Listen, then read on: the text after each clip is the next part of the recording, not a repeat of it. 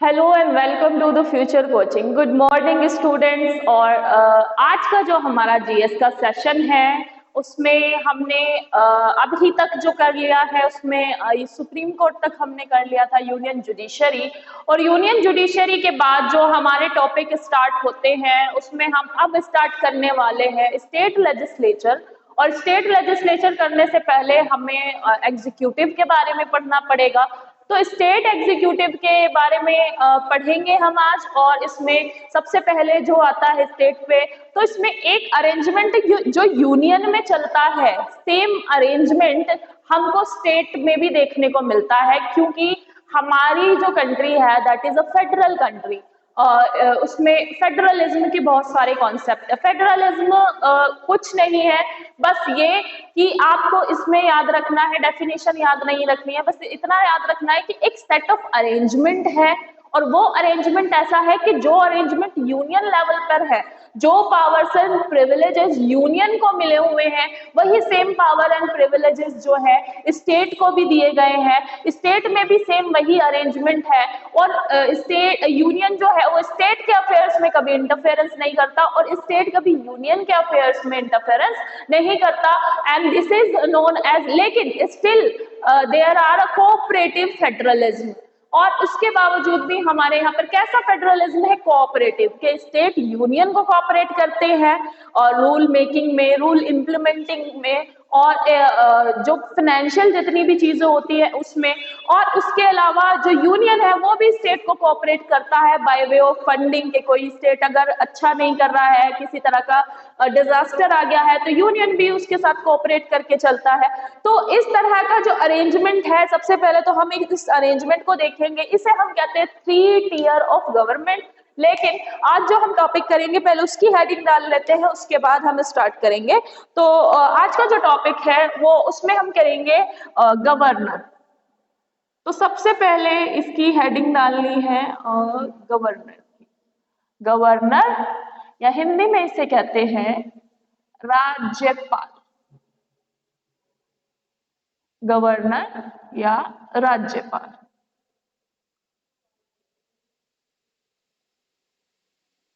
तो गवर्नर और राज्यपाल जो है इसको डिस्कस करने से पहले हम वो अरेंजमेंट देखेंगे कि कैसा अरेंजमेंट है। वो थ्री टीयर ऑफ गवर्नमेंट का जो अरेंजमेंट है उसको हम देखेंगे। तो सबसे पहले इसमें हम देखते हैं कि हमारे यहाँ पे कितने टीयर का अरेंजमेंट है। That is a three tier arrangement.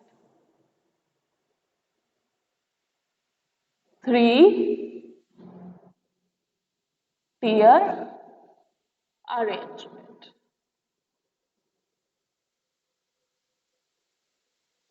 Three tier arrangement में सबसे पहले हम देखते हैं कि फर्स्ट पर है यूनियन।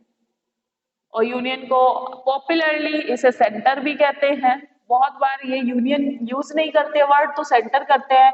यूनियन के नीचे है स्टेट। स्टेट यानी कि राज्य। और राज्यों के नीचे जो है हमारा थर्ड टीयर भी है, that is of panchayat. Panchayat हमारे यहाँ पर पहले था नहीं। और पंचायत को जो है by way of 73rd amendment act जो आया था, 73rd अमेंडमेंट एक्ट 1992 में जो आया था, उसके तहत जो है पंचायत को हमारा थर्ड टीयर जो है गवर्नमेंट का बनाया है। तो इसमें हम पहले टीयर की अगर बात करें तो यूनियन है, सेंटर लेवल पर है। और इसमें जो हमने अरेंजमेंट पढ़ा था वो आपको याद होना चाहिए। अगर आप सेंटर को रिकॉल करके रखेंगे तो आपको स्टेट को याद रखने में ज्यादा टाइम नहीं लगेगा। और इसमें अनुच्छेद पर क्वेश्चन कम आते हैं, अनुच्छेद पे इतने ज्यादा क्वेश्चन नहीं पूछे जाते हैं। बट आप यूनियन के साथ साथ ही इसको लेकर चलें।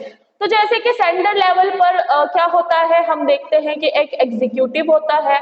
अब एग्जीक्यूटिव कौन है? प्रेसिडेंट है, एग्जीक्यूटिव है, प्रेसिडेंट है, वाइस प्रेसिडेंट है और पीएम है। प्रेसिडेंट है, वाइस प्रेसिडेंट है और पीएम है, ये एग्जीक्यूटिव है। उसके अलावा हमारे यहाँ पर अटॉर्नी जनरल भी है, attorney general of India, attorney general of India.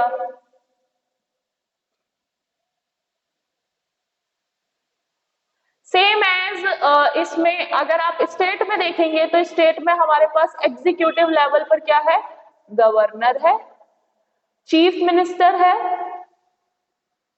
और डेप्यूटी चीफ मिनिस्टर का ऑफिस जो है ये डिस्क्रिशन पर डिपेंड करता है। कॉन्स्टिट्यूशन में डेप्यूटी चीफ मिनिस्टर या डेप्यूटी पीएम जो है वो नहीं दिया हुआ है, लेकिन ये जो है ये डिपेंड करता है। तो सेम सेट ऑफ अरेंजमेंट हमारा यहाँ पर है। यहाँ पर लॉ मेकिंग करने के लिए कौन है, पार्लियामेंट है, पार्लियामेंट है। और यहाँ पर लॉ मेकिंग करने के लिए कौन है, state legislative assembly, state legislative assembly, लेटिव असेंबली। यहाँ पर जो बनाए गए लॉज है, यहाँ पर जो बनाए गए लॉज है उनको देखने के लिए कौन है, सुप्रीम कोर्ट है।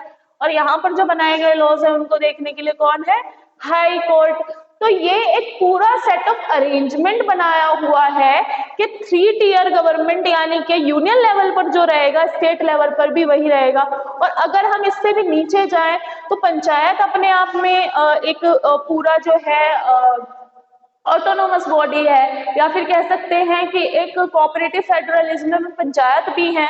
तो पंचायत में भी आपने देखा होगा एग्जीक्यूटिव में हमारे पास क्या है, प्रधान होते हैं, ग्राम प्रधान होते हैं, और इसमें ग्राम प्रधान के नीचे जो काम करते हैं वो कौन होती है, ग्राम सभा होती है।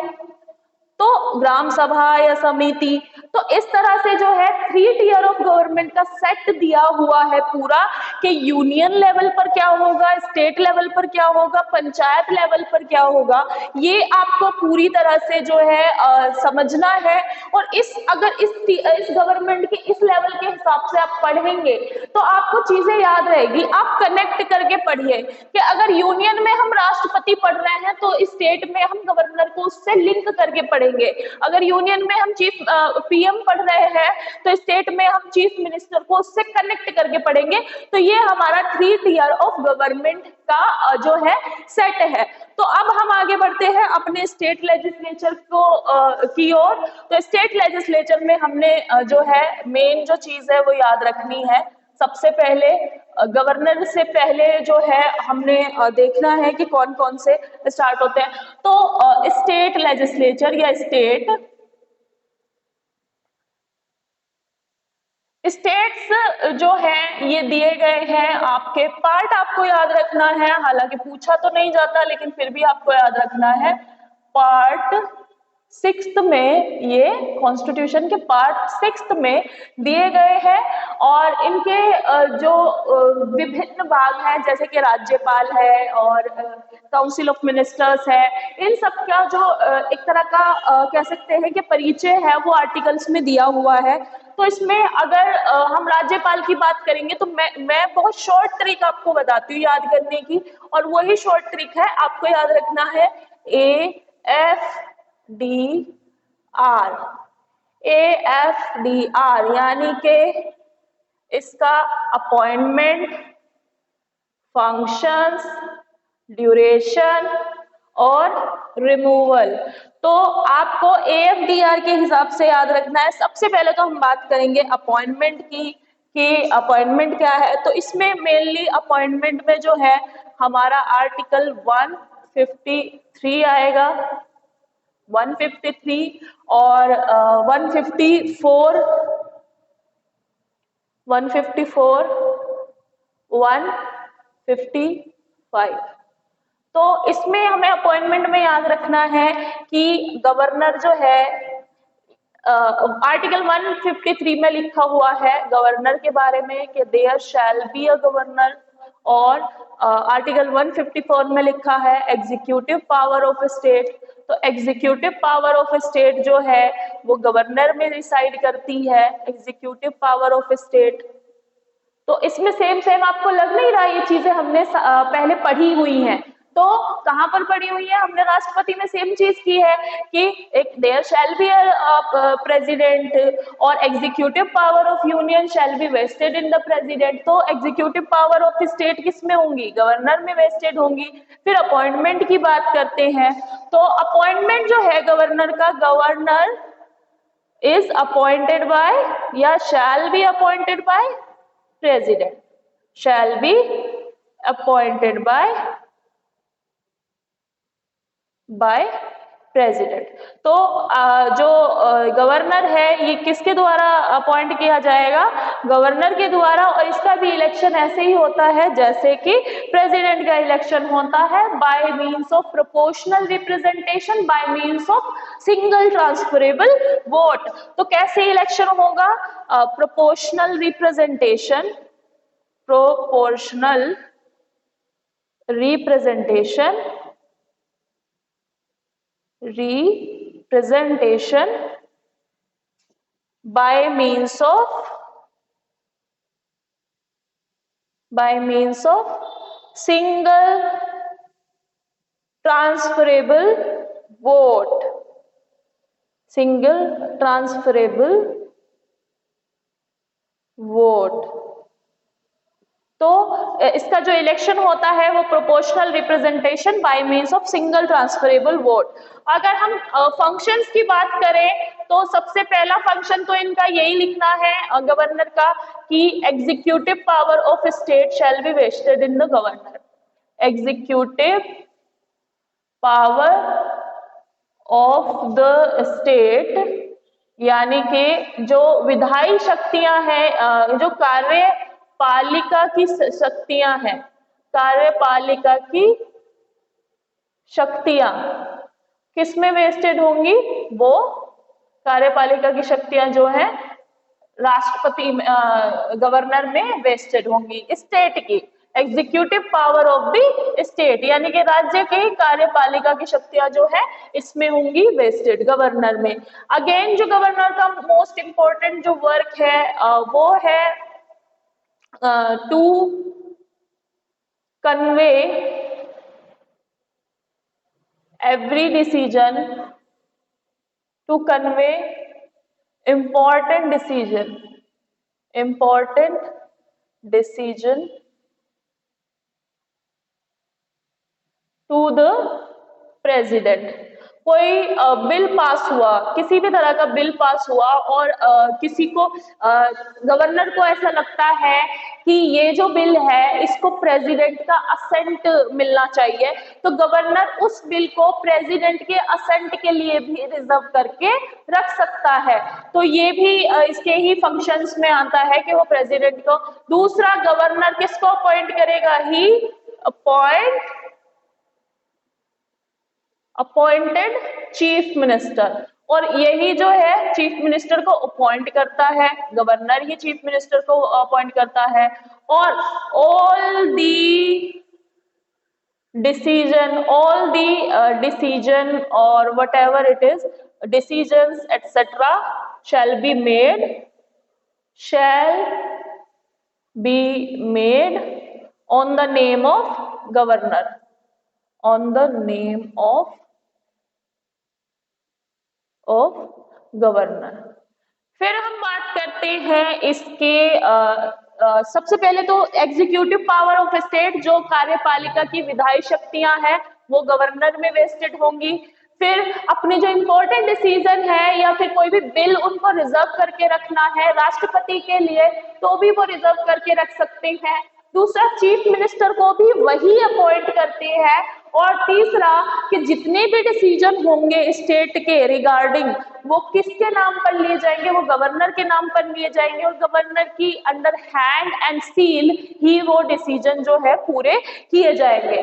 तो हमने सबसे पहले बात की अपॉइंटमेंट की। अपॉइंटमेंट मतलब नियुक्ति कौन करता है? तो याद रखना है नियुक्ति कौन करता है? राष्ट्रपति नियुक्त करता है। फंक्शंस हमने ऊपर पढ़े लिए हैं। फंक्शंस मतलब कार्य हमने देख लिए कौन कौन से कार्य वो करेंगे। और ड्यूरेशन अगर हम बात करें, ड्यूरेशन मतलब कि ड्यूरेशन का मतलब है AFDR आप पढ़ रहे हैं तो ड्यूरेशन मतलब कि टर्म ऑफ ऑफिस कितना होगा गवर्नर का। तो गवर्नर जो है इसका टर्म ऑफ ऑफिस जो है वो डिफाइंड नहीं है कॉन्स्टिट्यूशन में। इन्होंने कहा है कि he shall hold office during the pleasure of president. इन्होंने कहा है कि ये जो है गवर्नर वो प्लेजर ऑफ प्रेसिडेंट यानी कि प्रेसिडेंट के प्लेजर पर ही क्या करेगा? ऑफिस को कंटिन्यू करेगा। तो इसको आपको याद रखना है, प्लेजर ऑफ प्रेसिडेंट का मतलब है कि जब तक उसको हटाया नहीं जाता है तब तक वो रहता है। बट यूजुअली ऐसा होता है कि 5 इयर्स तक ही गवर्नर रहते हैं, बट ऐसा नहीं है कि केवल 5 इयर्स तक रहते हैं। प्रेसिडेंट चाहे तो उसका टेन्योर 5 इयर्स से आगे भी कर सकता है, और वो 5 इयर्स से ज्यादा भी, मतलब मोर देन 5 इयर्स भी वो रह सकता है गवर्नर किसी भी स्टेट का। तो अगर हम उत्तर प्रदेश की गवर्नर की, अभी प्रेजेंट के गवर्नर की बात करें तो कौन है? यूपी का गवर्नर। तो यूपी में, उत्तर प्रदेश में जो प्रेजेंट में गवर्नर है उनका नाम है आनंदीबेन पटेल। आनंदीबेन पटेल। तो आनंदीबेन पटेल जो है ये हमारे माननीय गवर्नर है। अभी जो है प्रेजेंट में जो गवर्नर है 2019 के बाद से जो है यही है गवर्नर। तो 5 साल का इनका टाइम पीरियड माना जाता है, लेकिन जरूरी नहीं है कि 5 साल हो, क्योंकि कॉन्स्टिट्यूशन में कहीं भी 5 इयर्स नहीं लिखा हुआ है। कॉन्स्टिट्यूशन में सिर्फ एक बात लिखी हुई है कि वो प्लेजर ऑफ प्रेसिडेंट्स के ही रहेंगे, यानी कि जब तक प्रेसिडेंट चाहेंगे तब तक वो गवर्नर रहेंगे। अब इसमें रिमूवल की अगर हम बात करते हैं तो क्या रिमूव किया जाता है? हाँ, yes, by president at any time. कोई भी गवर्नर जो है प्रेसिडेंट द्वारा any time, at any time जो है हटाया जा सकता है। किसी भी जो है किसी भी समय पर अगर राष्ट्रपति को लगता है कि वो उस जगह का गवर्नर नहीं होना चाहिए तो उसको हटा दिया जाता है। बाकी अगर हम क्वालिफिकेशन की बात करें कि क्वालिफिकेशन क्या क्या होनी चाहिए, तो इसमें कॉन्स्टिट्यूशन में सिर्फ 2 ही क्वालिफिकेशन गवर्नर के लिए बोली गई है कि सबसे पहले तो वो इंडियन सिटीजन हो। कहाँ का नागरिक हो? वो भारतीय नागरिक हो। सबसे पहले तो he should be an Indian, और उसके अलावा he should be not more than 35, not below than 35 years. तो न्यूनतम जो आयु है, मिनिमम एज जो है वो मिनिमम 35 इयर्स की उसकी एज होनी चाहिए। तो ये क्वालिफिकेशन में बोला है। दूसरी चीज जो क्वालिफिकेशन में कही है वो ये है कि ही शैल, कंडीशंस में he shall not hold office of profit. He shall not hold office of profit। वो कोई भी ऑफिस ऑफ प्रॉफिट जो है वो नहीं वो करेगा, ले सकता है अंडर द स्टेट गवर्नमेंट और union government. Office of profit का मतलब ये है कि अगर उसे गवर्नर नियुक्त कर दिया गया, गवर्नर नियुक्त करने के बावजूद अगर वो किसी और जगह पर भी काम कर रहा है अंडर स्टेट गवर्नमेंट, कि वो मेंबर ऑफ पार्लियामेंट की ड्यूटीज भी कर रहा है या फिर अदर किसी और जगह पर गवर्नमेंट ऑफ इंडिया के अंदर काम कर रहा है, तो ऐसा नहीं कर सकता है कि वो एक जगह पे 2 ऑफिसर्स कैसे संभालेगा। तो इसको कम करने के लिए, इस चीज को, इस लैकुना को खत्म करने के लिए उसमें लिखा हुआ है कि ऑफिस ऑफ प्रॉफिट जो है वो नहीं लेगा। यानी कि स्टेट गवर्नमेंट के अंडर में या यूनियन गवर्नमेंट के अंडर में अगर वो कहीं पर भी है, या तो मेंबर ऑफ पार्लियामेंट है या फिर वो एमएलए है, तो उसको अपना पद जो है, जब उसको गवर्नर नियुक्त कर दिया जाएगा तभी के तभी उसे तुरंत छोड़ना पड़ेगा। गवर्नर के ऑफिस में जाने से पहले उनको वो जो मेंबर ऑफ पार्लियामेंट का पद है या फिर मेंबर ऑफ लेजिस्लेटिव असेंबली का पद है वो छोड़ना पड़ेगा। तो ये जो प्रोविजन है ये इनकी क्वालिफिकेशन से लिखे हुए हैं और प्रेसिडेंट इन्हें किसी भी समय जो है हटा सकते हैं। अब सेम एज जैसे कि प्रेसिडेंट है, क्या प्रेसिडेंट की तरह ही गवर्नर को भी कुछ शक्तियां मिली हुई हैं?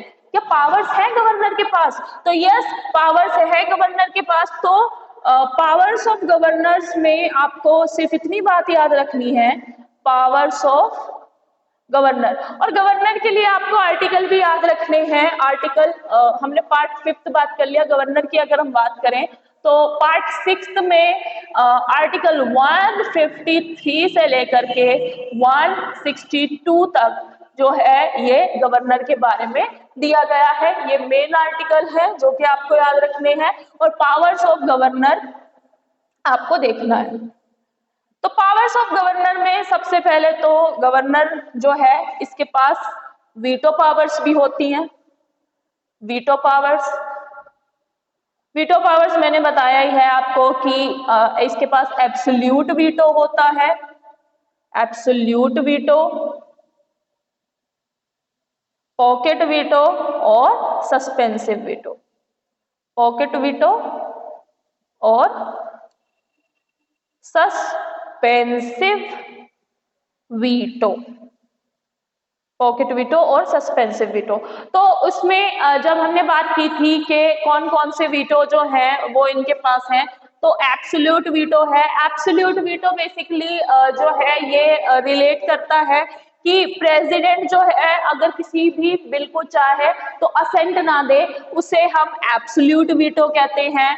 और पॉकेट वीटो जो है, पॉकेट वीटो का मतलब है कि प्रेसिडेंट ने उस बिल को जो है लौटाया नहीं है और उस बिल को जो है असेंट नहीं दिया है और अपने पॉकेट में रख लिया है। इट मींस कि उस बिल को उन्होंने ना तो उस पे असेंट दिया है ना ही उसे लौटाया है, और वो पॉकेट वीटो का मतलब है कि बिल बिकम्स डेड। सस्पेंसिव में क्या हुआ है, सस्पेंसिव जो होता है ये एक संशय बना रहता है, एक डाउट बना रहता है कि ना तो उन्होंने ये कहा कि हम इसको असेंट देंगे, ना ही उन्होंने ये कहा कि हम इसको लौटा रहे हैं या असेंट नहीं देंगे, तो इसमें एक सस्पेंस बना रहता है, तो ये होता है सस्पेंसिव वीटो। तो एब्सोल्यूट वीटो में तो ये है कि या तो असेंट दे दिया या नहीं दिया, दो ही बातें होते हैं। एब्सोल्यूट वीटो नहीं देना है तो नहीं देना है। फिर पॉकेट वीटो में असेंट यानी कि सहमति की बात है, तो उन्होंने अपने पॉकेट में रख लिया, यानी कि अब वो जो है नहीं दे रहे हैं, बिल लौटा रहे हैं। क्योंकि इसमें हम इसे ऐसे क्यों कहते हैं कि ये पॉकेट वीटो है, क्योंकि इन यूएसए, अगर हम यूएसए की बात करें तो यूएसए में एक मिनिमम 10 दिन का टाइम देते हैं। 10 दिन में गवर्नर यानी कि जो प्रेसिडेंट है या वहां गवर्नर है, उनको जो बिल है वो लौटाना पड़ता है। बिल जो है 10 दिन में लौटाना पड़ता है सीनेट को, वहां की जो पार्लियामेंट है उसका नाम है सीनेट, तो सीनेट को लौटाना पड़ता है। लेकिन इंडिया में ऐसा नहीं होता है। ऐसा अभी आपको बहुत इंटरेस्टिंग सा केस बताती हूँ आपको केरला का। केरला के गवर्नर है आरिफ मोहम्मद और तमिलनाडु का, और तमिलनाडु के जो गवर्नर है उनका नाम है आर एन रवि। तो आरिफ मोहम्मद और आर एन रवि जो है, जो कि केरला और तमिलनाडु के रिस्पेक्टिवली गवर्नर है, इन्होंने बहुत सारे बिल जो है अपने पास ऐसे ही रखे हुए हैं बिना असेंट दिए, और उनको तकरीबन असेंट ना मिले हुए 2 इयर्स का टाइम हो गया है, तकरीबन 2 साल के करीब का जो है टाइम हो गया है, उनको असेंट नहीं दिया तब तक, जब तक उन्होंने। तो उस समय जब केरल की जो गवर्नमेंट है उन्होंने बहुत सारे बिल हैं, कुछ इम्पोर्टेंट बिल भी होते हैं, तो उन बिल को जब इसकी सहमति नहीं मिली गवर्नर की तो वो एक्ट नहीं बन पाए। अब क्योंकि वो एक्ट नहीं बन पाए तो केरल गवर्नमेंट और Tamil Nadu government combinedly supreme court में गए और उन्होंने वहां पर जो है अपनी अपील फाइल की कि हम इतने दिनों से 2 साल से करीबन इतने सारे बिल हमने वहां पर रखे हुए हैं और पेंडिंग है वो असेंट के लिए, गवर्नर के असेंट के लिए। तो सुप्रीम कोर्ट ने उनसे कहा कि जो गवर्नर की पावर है होल्ड करने की असेंट को, वो अनलिमिटेड नहीं है और एक टाइम पीरियड जरूर होना चाहिए कि इस टाइम पीरियड में जो बिल है ये वापस कर दिए जाए। तो फिर जैसे ही सुप्रीम कोर्ट में ये केस चलने लगा, उसी समय केरल के गवर्नर और जो है इसके तमिलनाडु के गवर्नर हैं, दोनों ने फिर कुछ कुछ जो बिल है उनको असेंट दिया और कुछ को नहीं दिया।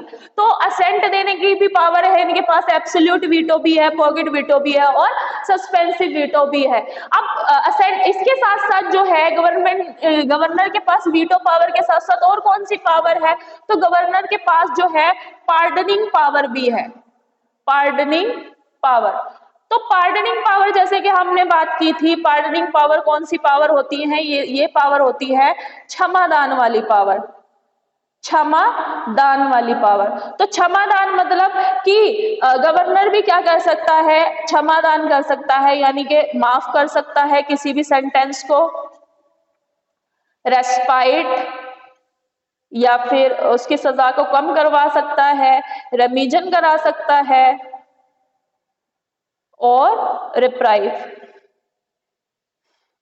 तो ये जो पावर्स हैं गवर्नर के पास भी हैं, लेकिन गवर्नर के पास एक पावर नहीं है जो राष्ट्रपति से इसे बिल्कुल अलग बनाती है कि गवर्नर जो है डेथ सेंटेंस नहीं माफ कर सकते हैं। गवर्नर जो है ये डेथ सेंटेंस यानी कि अगर मृत्यु दंड किसी पर्सन को मिला हुआ है तो वो मृत्यु दंड जो है ये माफ नहीं कर सकते, मृत्यु दंड नहीं माफ कर सकते हैं। तो इसमें आप क्वेश्चन इस तरह से आ जाते हैं, कभी कभी घुमाने के लिए आपको पूछ लिया जाता है कि इनमें से कौन सी पावर जो है जो राष्ट्रपति के पास तो है लेकिन गवर्नर के पास नहीं है, तो पार्डनिंग पावर नहीं है। पार्डनिंग पावर कौन सी वाली कि गवर्नर डेथ सेंटेंस को पार्डन नहीं कर सकते, ओनली प्रेसिडेंट ही करेंगे। तो इस बात को आपको याद रखना है कि क्षमादान देते समय जो है गवर्नर डेथ सेंटेंस जो है ये नहीं सुना सकते हैं, बाकी सारी काम ये कर सकते हैं।